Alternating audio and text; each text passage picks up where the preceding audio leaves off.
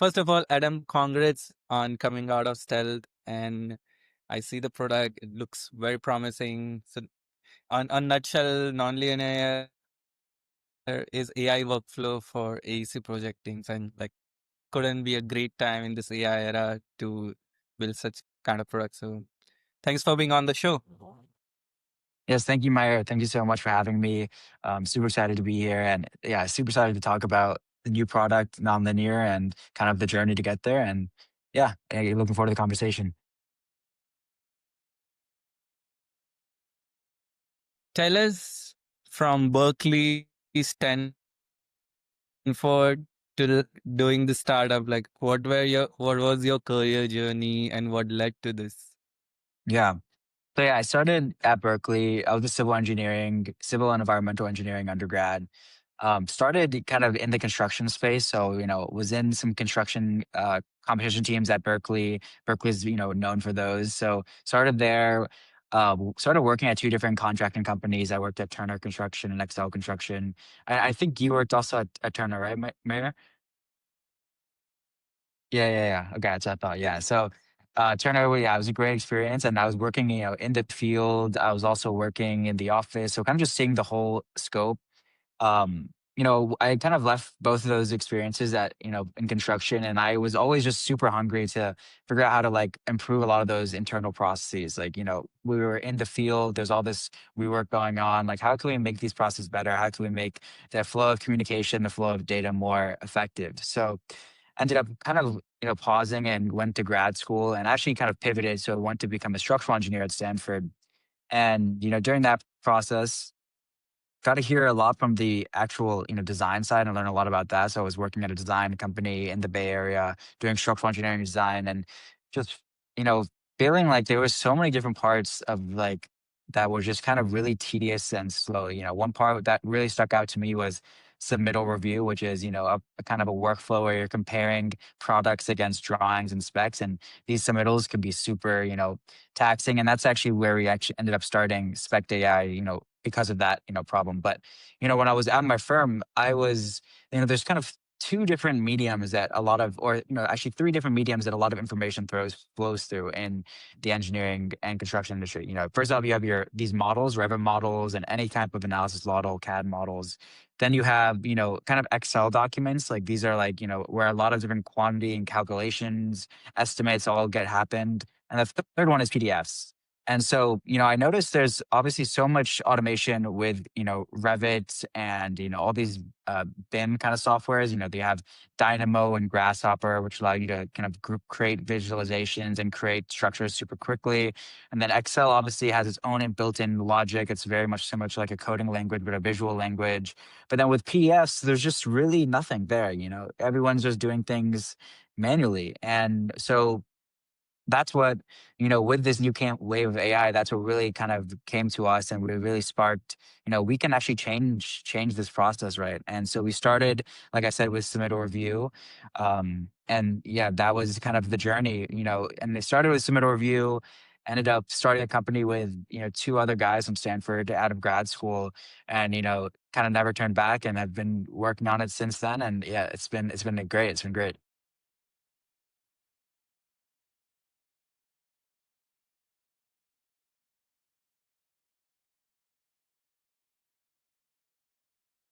That's incredible.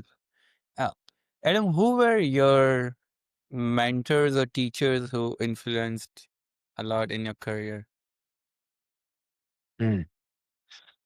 That's a great question. Let me think. So I think, looking back to, I kind of have to look back to both of well, actually, there's one mentor at my structural engineering company called Degenkolb. His name's Peter.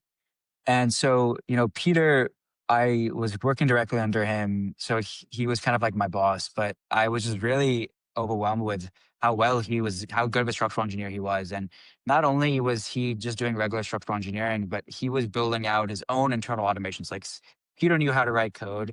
And so he was writing a lot of different scripts to, interact with different CAD softwares using their APIs and kind of automate some of his workflows. And I was super inspired by that, and I was kind of trying to do the same thing on my end. And so I started, writing my own scripts, try to automate my own different tasks in the office. And, that actually what I realized is that, a lot of other people can't do this too. So that was another kind of real big realization to me. Like, so many people can, benefit from being able to write code like Peter could. And like, I was able to learn from Peter that I could do it. But so many other people in the industry just don't have that capability. So Peter was a very big mentor in that sense that he really showed me, what's possible out there, and how processes can actually be automated in this industry. But the unfortunate thing is a lot of people just don't know how to, they don't have that coding fundamental building block to do those automations. So that was, a big inspiration. I think the other, massive mentor I have to say is my mom.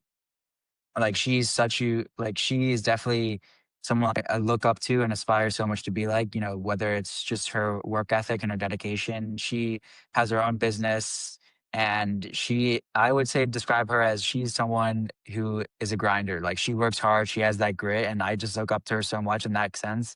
She's on the 4 a.m. wake up cycle, goes for her run, exercises, works, all day, working with her clients, delivering value, and then comes home. And then when we were kids, she would, cook us dinner, take us to practice, do all these things. So and she's such a hardworking, intelligent, smart, and very generous person. And that's definitely been the biggest person I like try to aspire to be. And at the end of the day, yeah.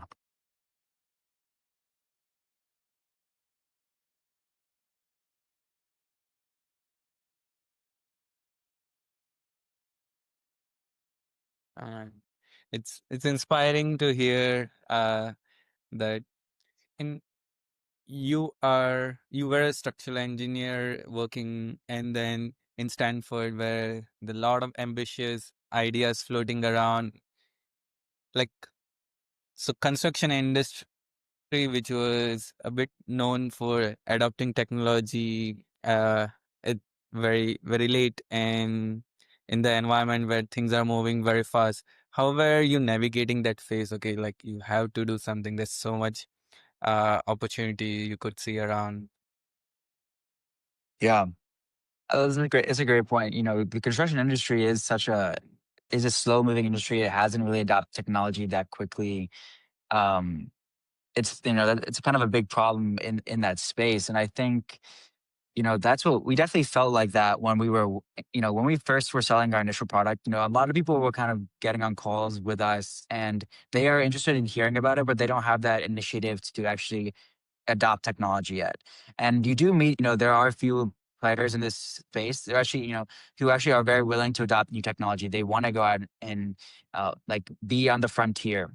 And I think companies are starting and more to realize that they also need to be on the frontier to keep up. But there is definitely a, a notion of, some stagnation, right? People aren't trying to innovate as much as they want. And one of the things that really stuck out with me is that firms like not only should they innovate to be better and to make their own processes more efficient, but in order to attract the best talent, firms need to be using the latest software, right? Because at the end of the day, the new generation, like one of the big problems right now in the construction industry is there is a labor shortage, right? It's harder to find, really talented mechanical, electrical engineers. It's really hard to find just like really intelligent people to join this industry.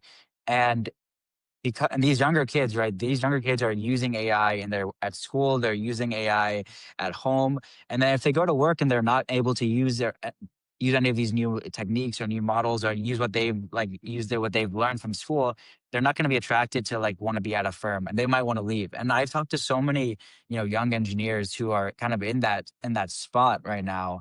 And they're looking for new opportunities. So I would say that's been one of the biggest challenges, selling in this industry. There is that, lack of idea of like desire to kind of innovate. But I think we're definitely seeing a shift. Like I think there's more and more companies are realizing that they have to, in order to attract the top talent, they have to, adopt this new technology. I think also with the way that technology is progressing and how much more like uh accurate it's getting to, like with these models, like people are really seeing the ROI much more clearly than, a year ago. So yeah, I think it is only improving, but it is a slow like churn and like getting there. But I am optimistic. Yeah.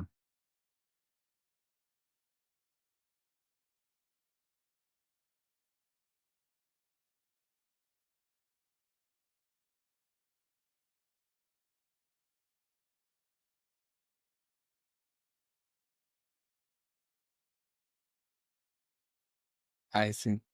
And from initial seed idea of spec AI to now uh, launching nonlinear, what would be your highlights in this much in this period? Mm. Yeah, I would say there's a couple moments that kind of stick out, like defining moments in our path. I would say, the first one was when we went to Georgia. This was probably 3 years ago, 2 or 3 years ago. Um, in the fall, we went to Georgia. We were part of an incubator called Shadow Ventures, which is under KP Ready. And so we were part of his incubator. The end of the incubator, there's a pitch competition. We went to that pitch competition, my co-founder Sheil and I, and we were able to do really well at the pitch competition. We had a lot of interest on the submittal review idea. People came up to us. One of those firms that came up to us was PAE, an engineering firm, and they became our first customer. So that was one defining moment. It was super exciting. And that one customer then propelled us. We then applied into Y Combinator. We were able to actually, we actually were able to get into Y Combinator, but we actually didn't go forward with Y Combinator. We ended up working with a different kind of VC firm that we also had a good relationship with. And so that was the second point, being able to, get into Y Combinator and then also raise funding from another VC. That was all in the space of 1 week. That was one of the craziest weeks of, my life, I would say so far. So exciting. You're just seeing, those all that work and effort of trying to go out and raise your first pre-seed fund and then finally having it kind of pay off was so exciting. And then I would say the next big kind of excitement is just, yeah, this new launch of Nonlinear. Like, we had spent so much time with our first with Spect AI and Submittal Review. We spent around, I would say, 6 months to a year kind of working really hard on that product. And we kind of realized the next step forward was something that was a little bit more general and something that much more custom, tailored to kind of that anyone could build to really empower engineers. And like I mentioned during my kind of story about with Peter, this idea of the PDF being the biggest kind of document in the construction industry, or one of the three biggest ones, is that there are so many different workflows that are done through PDFs, but so many people can't automate their own internal work because they don't have the ability to write code, right? So with this product that we built, I felt this when I was working there. We've now built a product that enables anyone to go out and build any workflow automation using PDFs and using LLMs, using kind of like a visual programming language, very similar to Dynamo or Grasshopper. So, Dynamo and Grasshopper, they are kind of automating using kind of design softwares. We are using Nonlinear to kind of automate the PDF creation or PDF automations, different workflows. So, yeah, that's the next super exciting part. And over the next year, I'm just really excited to see where we can go. And, we have some conferences lined up. We have, calls lined up. So it's going to be an exciting, exciting year.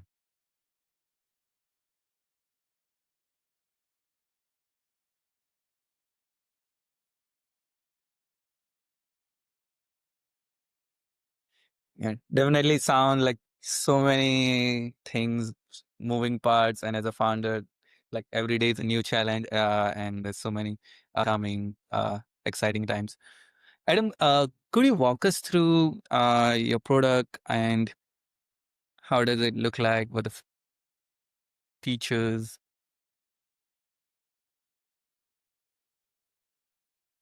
Yeah, absolutely. So actually, let me share my screen. That will be a helpful way to show.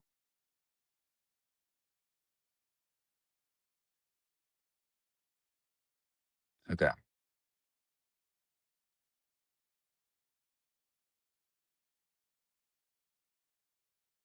Okay.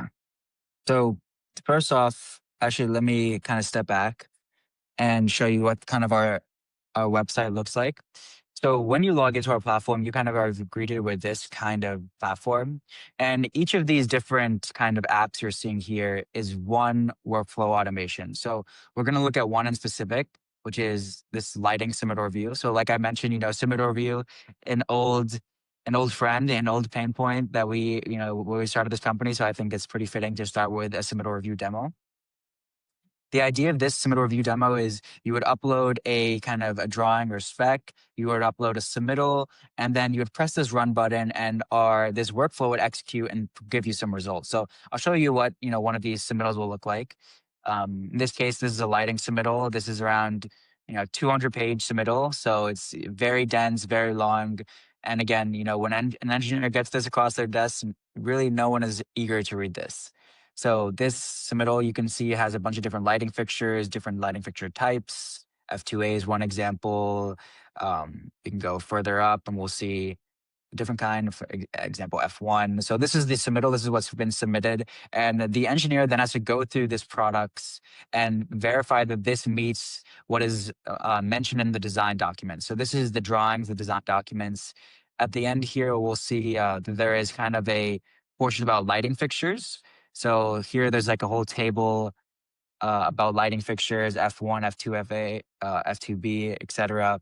So the idea is that this engineer has to go through this kind of their drawings, their kind of design documents. This is everything that the lighting fixture needs to have. Then have to go through the submittal and then figure out where there's what's matching and where it's not matching. So with this workflow that we designed, you simply run it and then you get this kind of output table. So for each of the different fixtures, we're showing exactly where it's complying and where it's not complying, and this kind of nice summary table. So this has all the different fixtures that were in that PDF, with these green check marks or non-compliant check marks. And then this is the summary table. Then we have a more in-depth analysis for each fixture below. So here below, we actually have each of the different requirements that fixture needs to have. We have whether it complies or deviates. Then we have some reasoning as well as some pages. So this workflow that we generated allows the submittal review to be done much quicker without having to delve really deeply into all the details. You can get this glance and figure out easily where you need to spend your time, what's wrong, what's right, and you don't have to start from square one pretty much. So this is kind of what the submittal review example looks like. We actually can look behind the scenes and actually see how the workflow is generated. So like I mentioned, what we built is a series of different nodes, and these nodes can be strung together in any different way to build out any workflow automation. And this is very similar, like I mentioned, to like Dynamo or Grasshopper. And the reason why this is so powerful is because now we can, anyone can build out their different workflow automations super quickly and with high accuracy and precision. And not only can they do this, but they can design all of their own prompts for that different workflow. One of the big things that we noticed when we're working in the industry is there's so many different point solutions, right? There's so many point solutions, and these point solutions are trying to do so many different things. Like every point solution, when you sell it to a different customer, that customer does a process slightly different, but this point solution is not really adaptable. So as a result, the customer is forced to kind of conform to that point solution. However, with this, what we've built is a way for us to design point solutions exactly specific to each company, very unique to them, very custom to them, takes in any of their prompts, how they like to do submittal review, and at the end of the day, that point solution, rather than them having to fit to our point solution, we fit the point solution to them. And this is just one workflow. So I'll show you another example where we have, I think over here. Actually, no, it goes back here. So there is another example I want to show over here.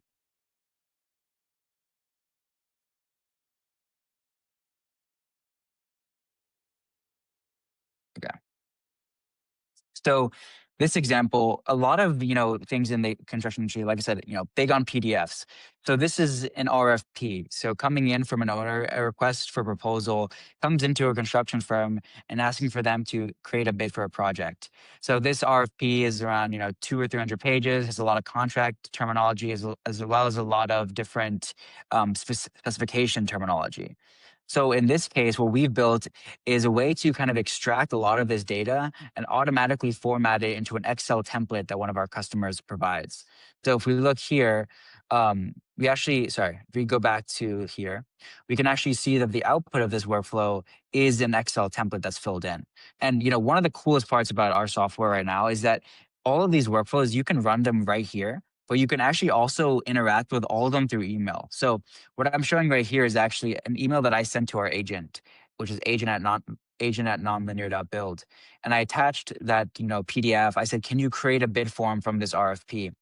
And so now what happens is our agent figures out which of our workflows to execute. It executes that workflow and then simply returns back to me the filled in template. So here is a filled in Excel template. We can actually open it over here and we can see exactly what it looks like.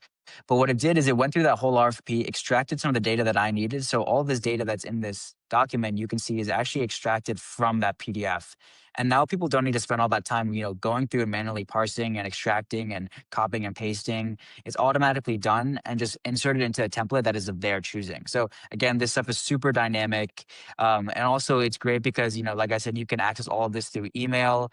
And at the end of the day, who wants to leave email? Everyone's in email all the time. So yeah, we're super excited about this. And, that's actually another thing we noticed is, getting adoption in firms. And we were talking earlier about let's stop sharing. We were talking earlier about how the construction industry is lagging behind, right? And it's harder for them to adopt technology. And there's a couple of different reasons for that because first off, technology is hard to adopt, right? No one wants to learn new softwares. No one wants to learn new methods. So like if they can just stay in email and just be able to use our software throughout email, why wouldn't we let that happen, right? That's the easiest way for them to just get on board and start getting value immediately. And not only that, but we realize with our, all these other point solutions is that no one want if you're selling like if a company is buying like 6 different softwares, that's just not going to work. No one's going to want to use any of those softwares. So with our product, we can design 6 different point solutions in one platform, and all of those point solutions can be accessed via email or even via Teams. So that's kind of a little background of the product. Yeah.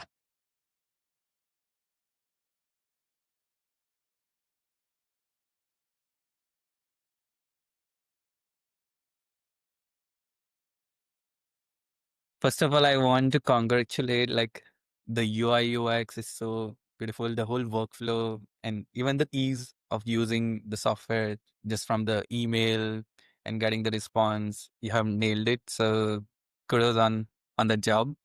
And I'm interested in know what was the most technically challenging part to the That's a great question. So funny story. We actually built this platform 3 times. So it took us 3 iterations to get to the final version. And well, actually, yeah. So when we first built it, it was around 2 months ago, maybe 2 or 3 months ago. And we built the first version. We realized that it needed to be redesigned because it was not scalable. We could not. It was not going to be working for like when we had a lot of different users on it. When we wanted to make a lot of different workflows. And then, so we built it a second time. We built it that second time. We were still using, I'll get a little bit technical here. So we were still using a Java React front end and a Python back end. And it was really hard for our front end and our back end to communicate to each other and like understand what they were doing. So we realized that this was not also going to work. So we ended up going to a third approach, which is we have just one language where it's really easy for the front end and the back end is in one place in one repository. So everything can talk much easier. And so that third design is now what we're using, now what we kind of launched. And it's funny because visually everything looks the same, but the whole back end is completely restructured. So, it's just been interesting because that was definitely the biggest challenge. There were so many moments when we were sitting there working on the first design, super excited, the workflows are working. And then all of a sudden we're sitting there like, having a challenge with some part of it. And we're like, this it just can't work like this. We have to redesign. And then you're on the second redesign, we're done with it. We're like super excited about it again. People are using it, and then we realize, it's really hard to like keep building this in this way. Like, I don't know if we're going to be able to maintain this when we get a lot more customers on. Like, it's not going to be good. So we were like, okay, God. I just remember being at a dinner and my co-founders and I we were sitting outside, and they were like, we were talking about it, and I was like, yeah, we might have to redesign this whole thing again. And that was a month ago. So a month ago, we sat down, we redesigned the whole thing again, and now we're at that final version. And now, yeah, everything is going really smoothly. We're really happy with the way it's designed, and we're constantly making improvements. But yeah, that was definitely the most challenging part.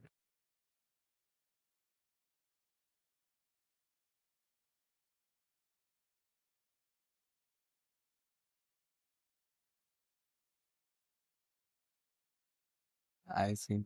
Yeah, I can understand And what has been your most proudest moment? It's a good question too.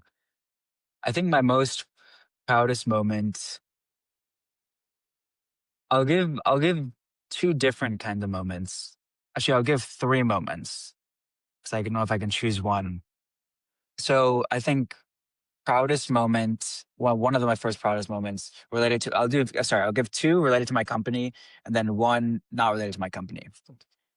So two proudest moments related to company was for sure raising our first pre-seed round. That was so exciting. Raising um, at the end of the day 1.1 million was amazing, and it was a massive milestone, a big achievement. I'm really proud of that. I think second biggest milestone is a little bit just more recent. This launch, we've just been getting feedback from some of our customers that we're saving their tasks are taking from 2 days to 2 hours, from 1 week to 1 day, from 2 hours to 2 minutes or 20 minutes. So it's just getting that feedback is so invigorating. It makes you so excited, and it just makes me want to work more and more to just deliver and deliver and deliver to our different clients and make them as happy as possible. So those are the two biggest, I think, two biggest successes and accomplishments that I felt in terms of the company. Personally, I would say one of my biggest accomplishments, I actually just recently ran my first marathon, and that was a huge accomplishment, a huge, amount of training, and I was really proud of that. Uh, just really proud of myself for that. I'm signed up for another one, so I'm doing that one in December, and I've kind of got yeah, it's been really cool to be able to progress in terms of work and also in terms of personal life. I think I say it to a lot of people, but I think having a goal outside of work is super important because, especially working at a startup, um, it is an up and down journey. And honestly, a lot of parts of it are down. So it's really easy to start feeling in your life that you're not making progress and you're not going in the direction you want to go. So having a goal outside of work that you can see that you're making progress and you're always getting better it gives you something else to be proud about and something else to be motivated for when work is not going well. So, I always highly recommend people to, I personally am big into, exercise and fitness. So working out is like what I like to do. And now, running marathons is the next thing that I'm really excited about. But I think having goals outside of work is super important, really mentally wise. And also I think just makes you much more productive. And yeah, so those are probably biggest accomplishments that I've had so far. Thank you.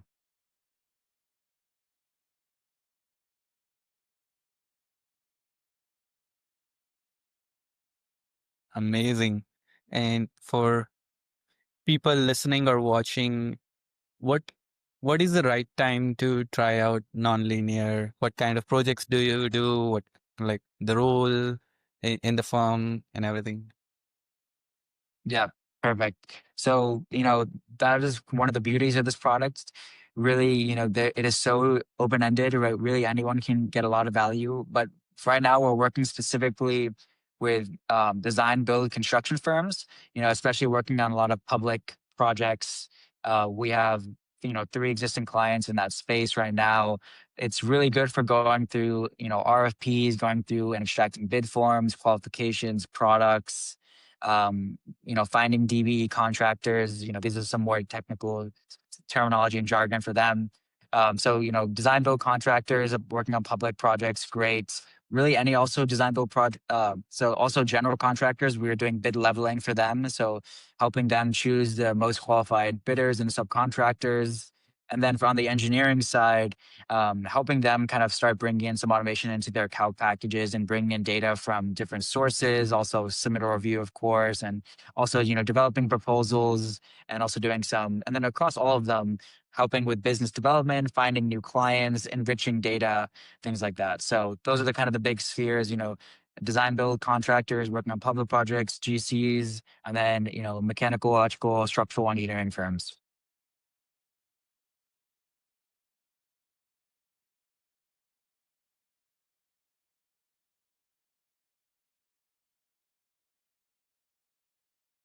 Got it.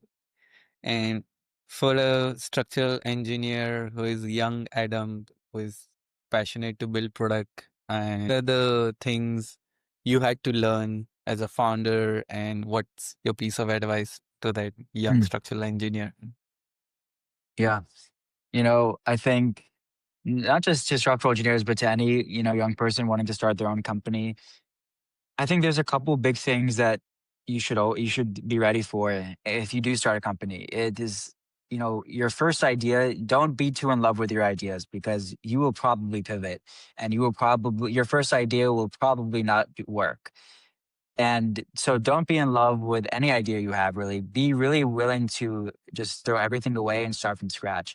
The best founders, I think, are able to do that really well. They don't have that attachment to something that they built. They can see that if the long term this is not the right path, then they can throw everything away and start from scratch. So, being willing to do that and being really flexible on your own idea and just, not having a lot of having passion about an idea is important, but having just passion about a space and more of a general kind of idea of what you want to do rather than a specific product is what the advice I would give. Secondly, would be to um, being able to validate an idea is really important. Like, is this something that we should work on? So asking questions like, okay, why now? Why is this technology like if you're thinking about a product, why is this technology or why is this product gonna work now when why couldn't it have worked before? Because if there's no convincing reason about why it could work now, like if there's no why now, then there's probably a reason that it didn't actually work before, right? So if you need a convincing why now, and that can be a technology shift in terms of a lot of right now, AI is a huge player in terms of the why now questions. Why can certain companies exist because the technology exists, right? Other really strong why nows are, policy changes, something that changes in law or policy or some event that causes something else to happen. And as a result of this thing, a new opportunity arises. And if you can combine two why nows into one, it's even more powerful. So, these are something that you always want to ask, why should it exist right now? Why hasn't it existed before? And if you'll start realizing, because at the end of the day, like, you have to realize everyone is super smart. The whole world is very smart. So it's probably likely that someone has thought of your idea. And if they have thought about your idea, there's actually probably multiple people who have thought of that idea. And if that idea doesn't exist today and it's a good idea, you think there's a reason why it doesn't exist. Maybe the market's too small, maybe it doesn't, the problem's not that big, right? There's all these different reasons. So being able to validate ideas is super important. And then finally, last piece of advice would be to, you know, uh, get in front of customers and test as quickly as possible. Do not wait to build a whole product and then release it and then get feedback. You want to be getting feedback as quickly as possible, and that ultimately will be the success of your company. The faster you can get feedback on your product and the faster you can implement that feedback is the more likely you will succeed, because if at the end of the day, if feedback from your customers is so important, and if you're on a 2 week, say if you're on a 2 week cadence of getting feedback from your customers, that's not fast enough. It needs to be on a week or less, in my opinion, to get that feedback, and also just to make them feel like that you're actually working with them, you're talking with them, that you care about them. So get feedback as quickly as possible. Make your customers love you, but get feedback from a lot of different customers, not just one. You want to be general. So those are the biggest pieces of advice I would offer to young structural engineers and just young, ambitious engineers, or just people that are trying to get into startup space.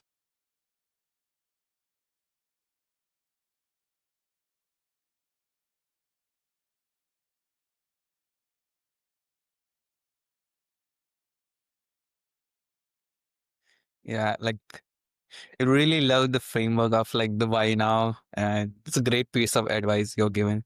What would be the three words your co-founder would describe you as? Hmm. I would say disciplined, along with gritty. Uh, I would say caring. I think I'm pretty empathetic and a caring person, and then also crafty. Coming up with interesting solutions. I think those would be the three.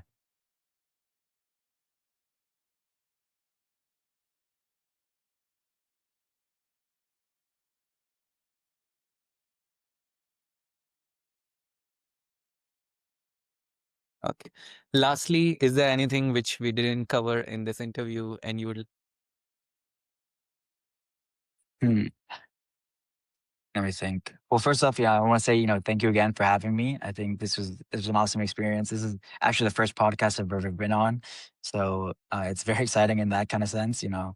I was pretty nervous coming on before, but I feel like we had a great conversation, and I'm just really excited to, um, connect with other people hopefully after this and see, we'll see what the interest is in terms of anything else that we missed. Um, No, I would say the only thing is, actually coming back to your structural engineering, comment, I would urge everyone who wants to pursue an idea and who has that ambition to start now. There's no better time to start than now. And at the end of the day, um, it is a time game. The more time you spend on your idea, the more time you spend doing this and talking to people, the more likely your success will be. And I'm a huge proponent of this.